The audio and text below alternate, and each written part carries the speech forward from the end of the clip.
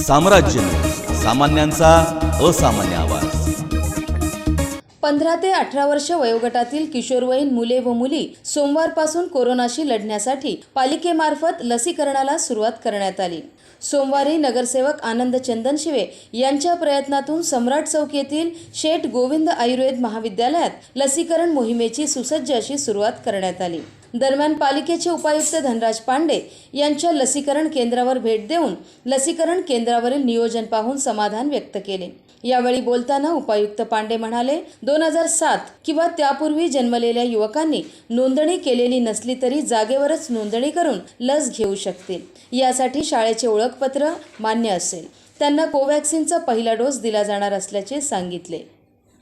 15 ते 18 वर्षामधील युवकांना कोवॅक्सिनचा पहिला डोस आज सोलापूर शहरामध्ये देण्यात चालू आहे। आज आयुर्वेदिक कॉलेजमध्ये या डोसला सुरुवात झालेली आहे आणि सकाळपासून तरुणांची खूप मोठी गर्दी इथं आलेली आहे आणि खूप सुंदर पद्धतीचा रिस्पॉन्स युवकांकडून या कोवॅक्सिन लसीचं स्वागत करण्यात येत आहे। बरेच युवक अनेक दिवसापासून वाट पाहत होते की आम्हाला लसीकरण कधी मिळणार। योगायोगानं थर्ड लाटेच्या अनुषंगानं मोठ्या प्रमाणात त्याचा स्प्रेडिंग रेट असल्यामुळं पुणे मुंबईमध्ये खूप मोठ्या प्रमाणात पेशंट सापडत आहेत आणि अनेक तरुणांची काळजी होती की आम्हाला लस कधी मिळेल। शासनानं नुकतंच आजपासून 3 जानेवारी